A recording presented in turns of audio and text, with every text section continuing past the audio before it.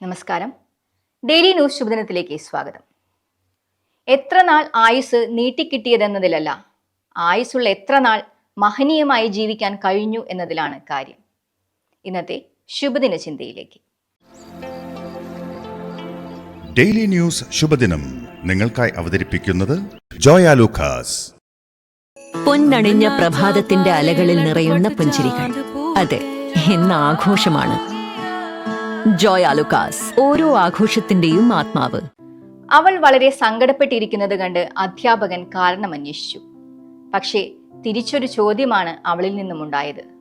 അവൾ പറഞ്ഞു, സങ്കടങ്ങൾ തീരാനുള്ള ഒരു വഴി പറഞ്ഞു തരുമോ? അധ്യാപകൻ പറഞ്ഞു, നീ ഒരു പൂവാണെന്ന് കരുതുക. നാളകളിൽ അത് വാടി വീഴാനുള്ളതാണെന്ന് മനസ്സിലാക്കുക.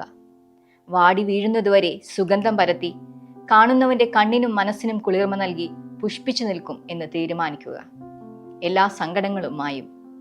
മരിക്കും എന്നോർത്ത് ജീവിക്കാതിരിക്കുന്നതിൽ അർത്ഥമില്ല. കിതയ്ക്കുമെന്ന് കരുതി ഓടാതിരിക്കുന്നത് എന്തിനാണ്? നഷ്ടപ്പെടുമെന്നോർത്ത് പ്രണയിക്കാതിരിക്കുന്നതിലും കാര്യമുണ്ടെന്ന് തോന്നുന്നില്ല.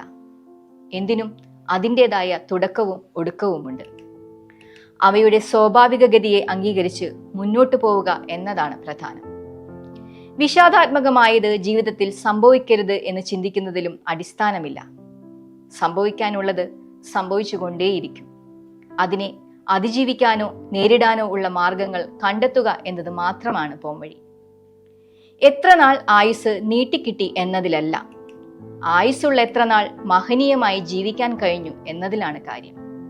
നമുക്ക് വീഴുന്നതുവരെ ഓടാം, സങ്കടങ്ങളെ വകഞ്ഞുമാറ്റി സന്തോഷത്തെ വാരിപ്പിടിച്ച്.